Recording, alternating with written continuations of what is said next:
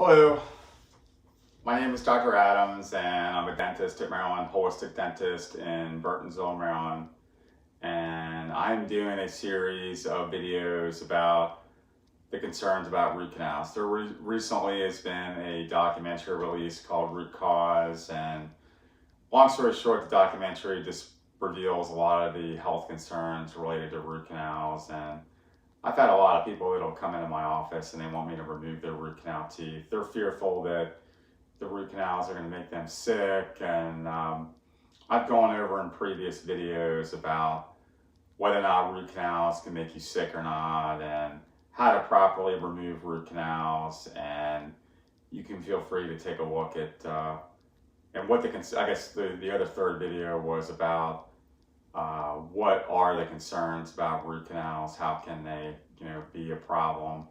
And once you if you consider all these things and then you decide to take out your root canal teeth, then the question becomes, if this is what if that's an important tooth to you? What if it's your front tooth or one of your big strong back molars that you need for eating? So how do you replace these teeth, and what is the best way to replace a root canal tooth? I will tell you straight away that the best way to replace a root canal tooth is with a metal-free or non-metal ceramic implant. Ceramic implants are also called zirconia implants, and one of the biggest things about them is they do not contain any metal, and I do believe that is an advantage. The other material that is commonly used for implants is titanium. The real issue with the titanium, which actually is a very biocompatible material, is that it is a metal. So many of the patients that come into my office will have gold and silver fillings, and long story short, they'll have different metals in their mouth. And some metals are, the unique property about a metal is it conducts electricity. And when you have different metals, one metal will have a higher charge than the other metal, and you'll have a flow of electricity from one material to the other. That's referred to as a galvanic reaction. And where there's a flow of electricity or an electronic current, there's going to be magnetics. And when you have electricity and magnetics, long story short, the nerves that run through your body and which are make up your nervous system, are electronic, and any magnetic field in your body will have an impact on your nervous system, and that is a concern. So if you have metal already in your mouth, to place an additional metal is only going to make this worse. So zirconia implants pose a unique advantage for these people. There are also concerns about whether or not people are allergic. Some people actually have allergies to metals, and I don't think the titanium is very bioreactive at all, but there's no doubt that the non-metal zirconia is more biocompatible than the titanium. So the zirconia implant would be a superior option for anybody that has proven to be reactive to metals. The additional thing about the zirconia implants that really makes it advantageous is obviously the zirconia is white, and this is a zirconia implant model that I have. And there are people who have thin receding gums, and it is possible that if you have an implant, the part that goes on top of the implant that connects the crown is called an abutment, and this screw goes in here and connects the abutment to the implant, and this crown goes on top. Typically the gum tissue will be up here around the top part of the tooth, and you won't see this metal implant if it's metal.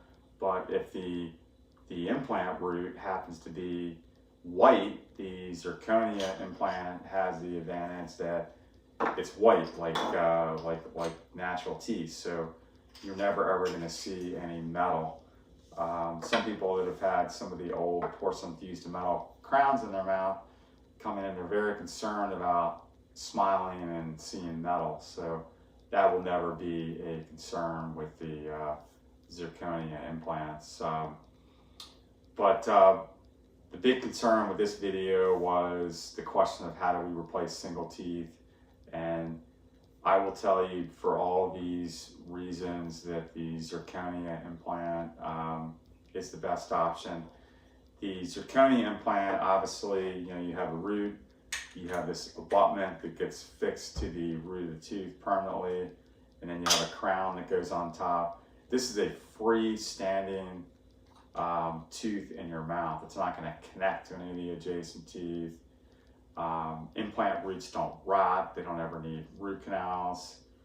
What occurs is once the bone is healed after the root canal is removed, it takes about 2.5 months. I'll have the patient come back and we'll put this implant root down into the gum, and it takes a period of about 2 months, and the gum and bone of that patient will generate new tissue that'll grow around and attach to the implant root, and it'll become very strong. That's sort of the invention of the implant. Somebody figured out that certain material, you put it down into the patient's gum and bone, and it will accept it by growing around and attaching new tissue that will be much like the root that you had before, and then you can put a crown on top and voila.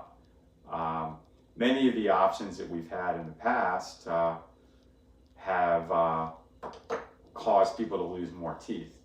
You could have a bridge done. A bridge would be where you have 3 teeth in a row or more, and if you're missing a tooth in the middle, you can drill down the teeth. Let's get this abutment back out. The way a dentist gets a tooth ready for a crown is they basically drill this much of the tooth away, and so they'll essentially file away the enamel or filling material, whatever used to be on there, and you'll have a crown and then a fake tooth in the middle and then another crown, and the bridge is like a 3 tooth piece that gets kind of glued on to these 2 teeth. The problem with this is you'll be putting the force that would ordinarily be on 3 teeth on 2 teeth, and you'll be connecting the 3 teeth, making cleaning a lot more difficult and putting too much pressure on these 2 teeth. The research has shown that typically in a period of 10 years that there will be a loss or another major procedure that needs to be done on one of these adjacent teeth. The major procedure I'm referring to typically be a root canal, and most often someone who had a bridge done to replace a tooth or teeth would experience more tooth loss within a period of 10 years, if not before that. So why do that to yourself when you can do a dental implant?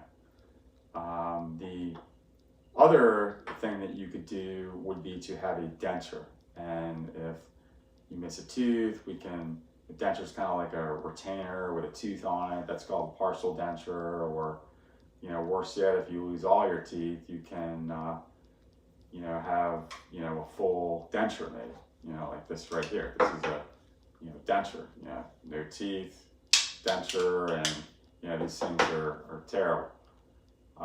So there you have it. Those are the options to replace teeth after you have root canals removed.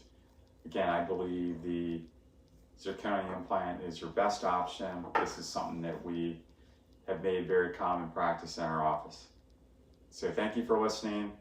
My name is Dr. Adams from Maryland Holistic Dentist in Burtonsville, Maryland, and have a good day.